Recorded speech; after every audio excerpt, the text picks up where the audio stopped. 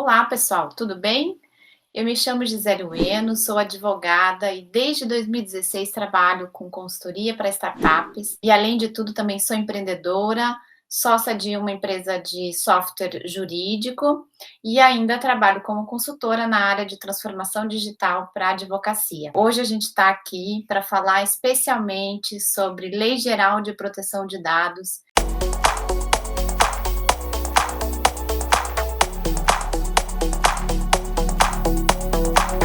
A Lei Geral de Proteção de Dados está aí desde 2018, circulando sobre a vigência ou não, a entrada em vigor dela ou não. Desde 2018, a Lei 13.709 entrou em vigor efetivamente em setembro de 2020. A partir daí, todas as empresas no âmbito nacional precisam estar atentas e em conformidade com a Lei Geral de Proteção de Dados, que nada mais é do que trabalhar com a coleta, o armazenamento e também o tratamento de dados pessoais. Então, eu vou falar um pouquinho sobre o que são dados pessoais, quais são os impactos disso para a startup, quais são os cuidados que vocês devem tomar. E é por isso que a gente tem que começar falando qual inspiração teve essa lei. Primeiro, a comunidade europeia, né, a União Europeia já começou com a questão de tratamento de dados muito antes do que nós.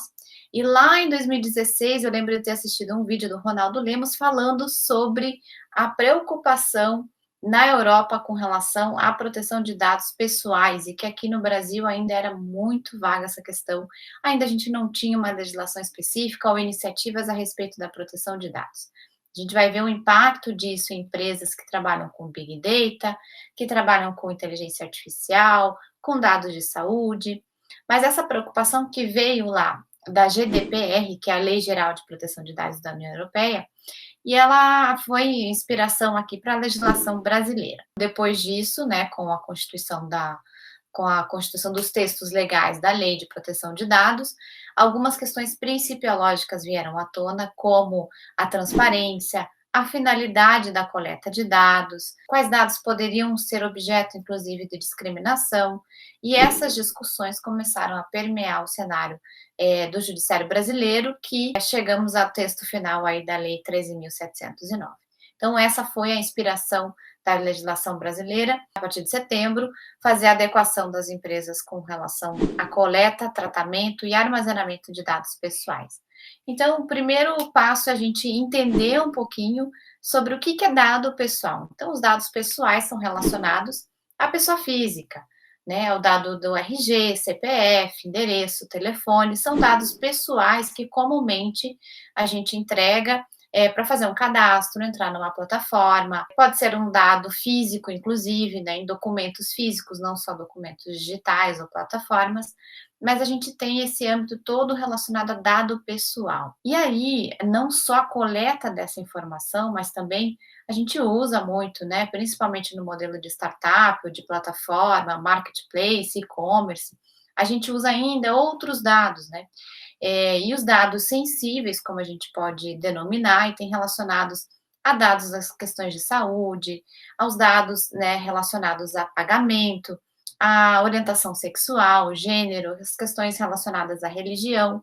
Todas essas informações, elas são também consideradas dados pessoais sensíveis, tá? E ainda tem uma outra categoria de anonimizados, né, que são os dados em que a gente usa mecanismos para que não haja uma correlação da informação com o dado relativa ao tratamento de dados pessoais. Então, essas são algumas informações gerais sobre a lei, para que vocês possam entender, mas qual é o âmbito disso no meu negócio como startup e quais são os cuidados que eu tenho que ter? Primeiro, que toda vez que você estiver coletando informação, uma forma, né, de coletar o consentimento do titular desse dado.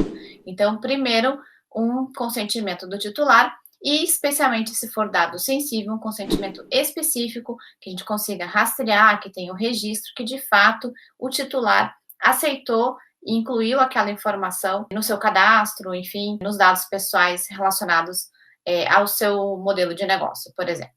Tá? Então, e o dado do titular, né, ele tem além de ser o titular, ele tem os direitos relacionados àquele dado. Então, ele pode, a qualquer momento, pedir o acesso daquela informação, pedir atualização das informações ou que dado seja anonimizado, pedir o bloqueio do uso do dado ou até mesmo a exclusão dessa base. Muito comum hoje, e isso também acontece, está muito relacionado à questão de incidentes de vazamento de dados. A gente já vai ver um pouquinho sobre isso, mas a questão de consentimento, o titular pode ter a possibilidade, inclusive, de revogar. Eu consenti naquele momento que poderia ser utilizado meus dados, mas agora eu quero revogar esse consentimento e eu quero que seja excluído, por exemplo, meus dados dessa plataforma.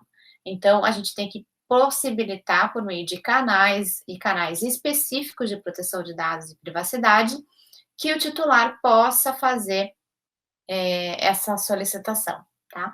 Então, existem aí canais, tecnologias, plataformas que já vêm trabalhando em integrar com APIs para que tenha-se essa gestão, inclusive com relação à coleta, consentimento e toda a gestão do titular, tá? Com relação ao dado. Óbvio que se o modelo de startup comporta esse tipo de situação, você pode sim fazer uma API, por exemplo, para uma plataforma independente.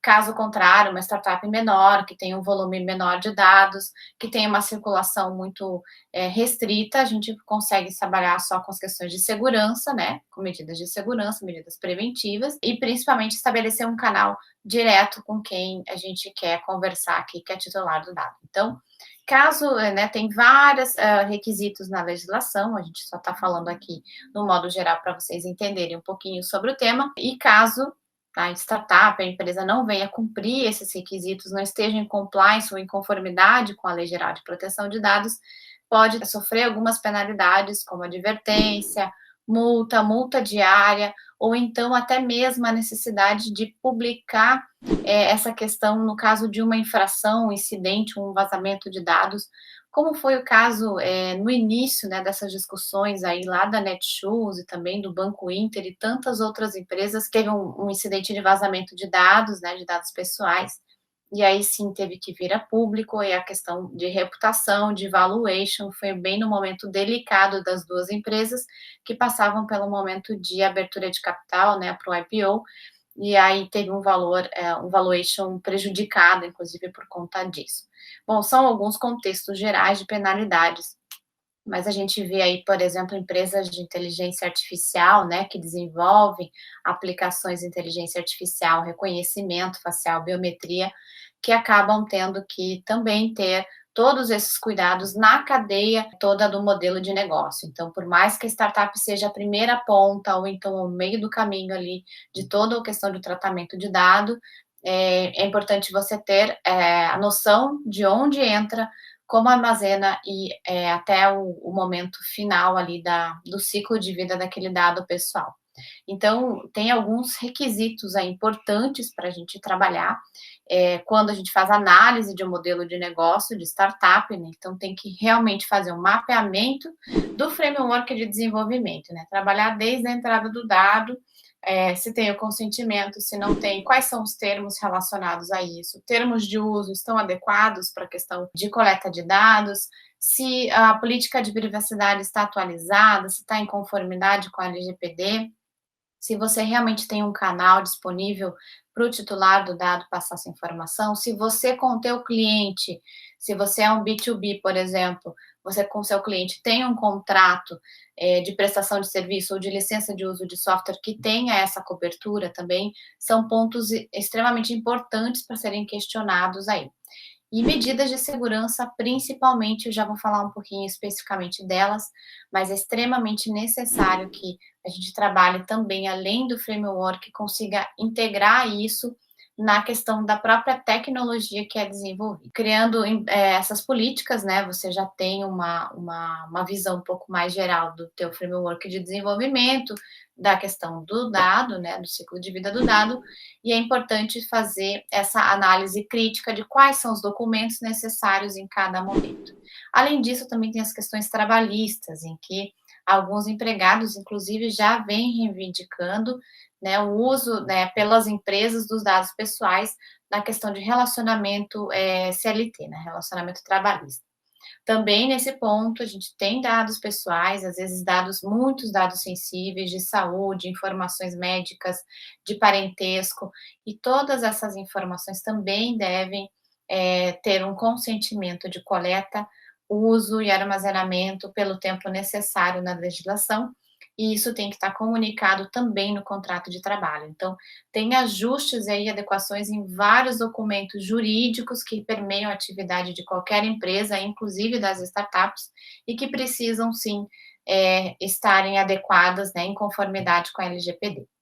Uma questão bem importante aqui relacionada à questão de privacidade da plataforma chama-se Privacy by Design. Isso foi bem colocado na GDPR, lá na União Europeia, não foi totalmente traduzida aqui pela legislação brasileira, né, totalmente ajustada à nossa realidade, mas a gente pode considerar o Privacy by Design, inclusive, como uma medida corretiva, preventiva para os casos de incidente ou vazamento, né? A gente tem até uma atenuante aí, se a startup ou a empresa que desenvolve software, ela já traz isso na privacidade como questão padrão, né? Então, é o desenvolvimento já adequado para a questão de privacidade. Então, você não pode, por exemplo, inserir informações de dados pessoais sem antes dar o consentimento, ou então alguma caixa que realmente apareça na plataforma, que te faça ler a informação, que tenha as necessidades de tempo, enquanto você tem a barra de rolagem. Enfim, tem vários modelos de design da plataforma que vocês podem adotar no modelo de startup, no modelo de negócio da empresa, para reforçar a questão de privacidade. Então, esses são alguns pontos. A gente chama de Privacy by Design. Então, esse framework todo que eu comentei é necessário para que você saiba onde tem APIs, onde tem integrações que vocês podem estabelecer comunicação com dados pessoais, até mesmo advindos de outras plataformas, né? Então, é importante conhecer tudo isso. Um advogado que tenha conhecimento em tecnologia é fundamental para fazer esse tipo de adequação. Não é só uma questão jurídica, é uma questão muito relacionada à segurança da informação, relacionada à questão de tecnologia em si. Então, o mais importante nesse processo todo é garantir com que vocês trabalhem com alçadas internas de acessos de dados e informações, que você tenham contratos com terceiros, por exemplo, que também garantam que os acessos estão sob sigilo, que tem mecanismos de segurança, a questão de uso de senhas. Também tem várias outras formas de você controlar os incidentes e fazer com que isso sejam medidas adotadas e relacionadas à questão de segurança. Então, é importante olhar toda essa questão com muito cuidado, né, e saber que as empresas, principalmente as empresas que trabalham com Big Data, empresas que trabalham com reconhecimento facial, biometria, com dados médicos, né, health techs, as empresas, as fintechs que trabalham com dados de pagamentos, dados pessoais também. Então, todas essas empresas estão submetidas aí à legislação também, e o cuidado é ainda maior quando a gente está falando na parte de coleta mesmo. Então, termos de uso e políticas de privacidade são os documentos mais em evidência nesse processo, mas não esqueçam que existem outros que permeiam toda a relação do modelo de negócio de vocês, incluindo contratos com terceiros, contratos com PJ, freelancer. Então, são todas essas questões relacionadas à proteção de dados. Eu fico à disposição através do meu e-mail, gisele@highlaw, tem um hífen entre o high e o law.com.br, e também no LinkedIn. Fico à disposição para sanar eventuais dúvidas de vocês. Deixo aqui um forte abraço e fico à disposição. Um abraço.